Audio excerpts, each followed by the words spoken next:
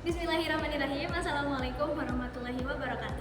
Perkenalkan, nama saya Azra Nur Kamila dengan NIM akhir 30 dari kelas A Biologi 2023 UIN Sunan Gunung Jati Bandung.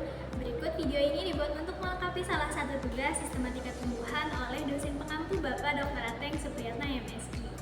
Pada video kali ini, saya akan menjelaskan sedikit tentang bunga ketul.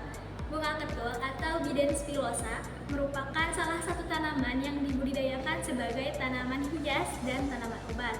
Bunga ini juga masih berkerabat dekat dengan bunga daisy atau berasal dari famili Asteraceae.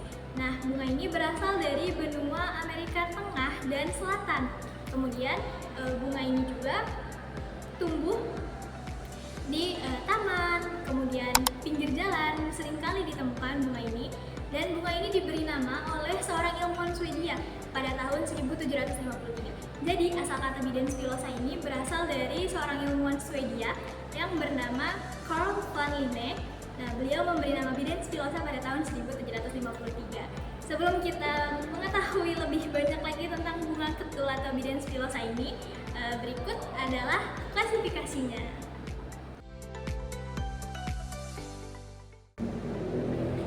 Bidens pilosa ini menyebar melalui biji dan secara alami di bawah angin atau air.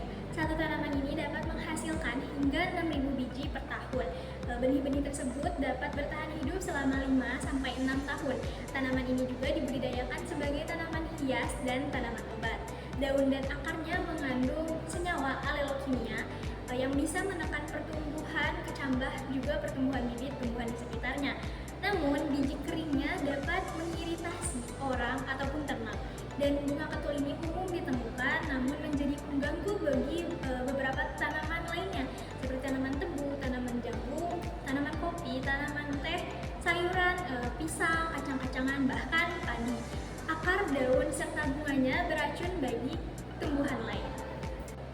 Tanaman ini memiliki akar tunggang yang kuat serta mampu mentolerir tingkat kelembaban rendah sehingga memungkinkan untuk tumbuh di tempat kering. Nah, Bidens pilosa ini menyukai daerah dengan curah hujan 500 sampai 3.500 mm per tahun dan rata-rata suhu 25 sampai 38 derajat Celcius. Jika suhu udara belum melewati batas bawah suhu 15 derajat Celcius, maka akar masih mampu bertahan lalu beregenerasi. Selain itu, tumbuhan ketul juga dapat bertumbuh subur pada tanah dengan kisaran pH 4-9 dan salinitas 100 mmol NaCl. Nah, FYI, keagresifan Bidens pilosa diketahui tidak mudah dihentikan dengan cara membakarnya. Spesies ini memang tidak tahan api, tetapi mereka juga bisa selamat sedikit apapun jumlahnya. Maka selepas kebakaran, kelompok kecil dari Bidens pilosa ini akan dengan sigap menyerang lahan yang sudah dibersihkan oleh api. Bahkan tak jarang mereka mengambil peran pula sebagai tumbuhan perintis di lahan tersebut.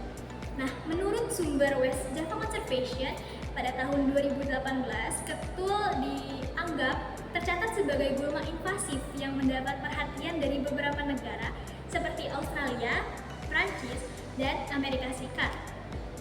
Ketul dianggap invasif karena kemampuannya beradaptasi dengan berbagai kondisi, baik itu kondisi habitat maupun jenis tanah.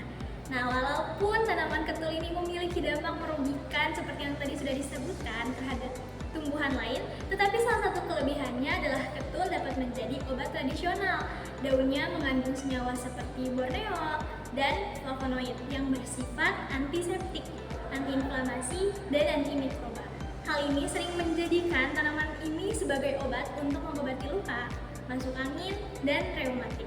Selain itu, tanaman ini juga mengandung senyawa aktif yang membantu menangkal radikal bebas sebagai antioksidan alami.